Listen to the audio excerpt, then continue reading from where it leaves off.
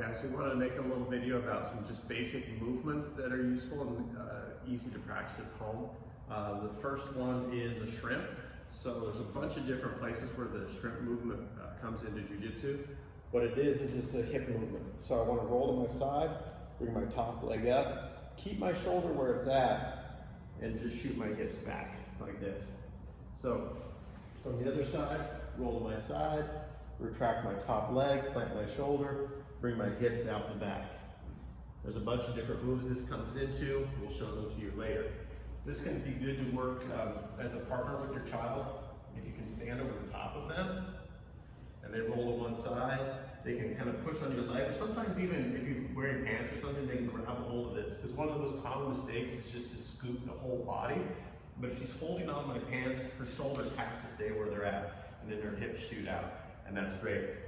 If you can shoot out to where the feet get to your feet, that's amazing, but any little bit of a movement with the hips to the side is great. Actually, just show, this is an application for this. This is a move from our Women in Power program. If someone's on top of you, you have them in your guard. You can do a lot of fun jiu-jitsu stuff in there, but you might just want to be able to get up. So I can do that by blocking my shoulders. Here's the shrimp, boom. What did the shrimp do? It allowed her to put her foot as a block to me being able to advance. Then she can stretch out, she can kick, boom, and then she can exit the fight from there. So that's a real world application of the shrimp. Bridging. So just on our back, bringing our feet up, lifting our hips up, and driving in one direction. Over the top, and bring my hips back down. Drive to the other side, back down. Drive to the other side. So I'm not rolling over my head, I'm rolling over my shoulder. If I want to roll to my left, I use my right foot. The closer the foot is to your hips, the stronger it is. If your feet are out here, it's going to be very hard to lift. Bring them in, lift them up, and reach. Bring your hips back down. Plant your foot, look to the side, reach up over the shoulder. This has real world applications in trap and roll, which we showed you in another video. I grab her neck, she grabs my arm, her hips lift. And that's the ejection seat in the jet. Break falls. You probably don't have mats that are nice and soft like this, but this is still something you can practice. It's a way to fall, to break your fall, make sure you don't get hit. Obviously this could be a fight situation in the playground, your child gets pushed down, but it could be as simple as just running around, playing basketball, soccer, something like that, and just falling. Problems that we have when we fall, we have this instinct of wanting to put our arms out, and on a full fall, my arm is not strong enough. Wrist, elbow, shoulder, all three give up, and we have some kind of damage to the arm. Also my head. If my head and my neck are kind of sleepy, it's very easy to hit my head on the ground. Do a lot of damage there. So we just want to practice spreading our arms out and keeping our head up. Spread our arms out, keep our head up. And you can just do this from a sitting position. Use the palms of your hands, not the knuckles when you slap back. So if you swing there and hit that bone on the hardwood floor, that's going to hurt. So swing back, head up. For my neck, I just think like I had a ball and I want to pinch it in between my chin and my chest, and it keeps my neck active and my head off the ground.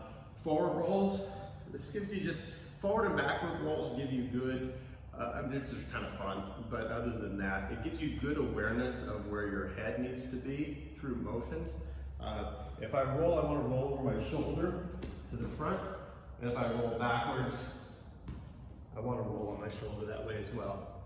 Rolls can be intimidating for some kids. The closer you start to the ground, the less intimidating it is. So if I want to do a front roll, I can put my arm kind of between my knees. I can actually lay my shoulder and head all the way on the ground and then start to walk my feet up until I can roll over. And you can give a little bit of guidance to your child, help them maneuver their feet.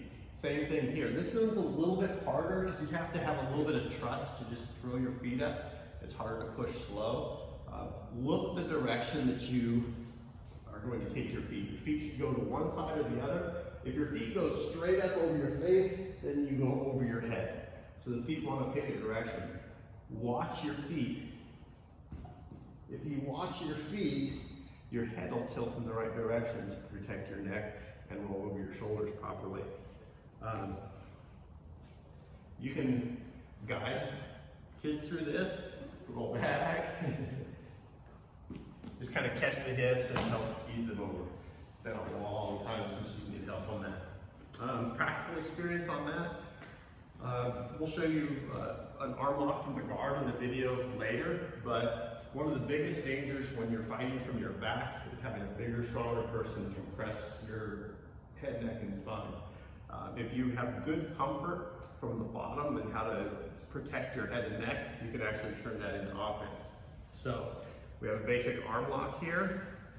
I put a lot of pressure on her. She just spins underneath that pressure and she can still control and break. So, but if she doesn't have good awareness of how to maneuver her head and neck underneath there, she can kind of panic, lock up, and potentially get hurt. So those forward and backward rolls are kind of the primer for that skill set. So have fun with this one, practice slow, practice safe, and we'll see you in the next one.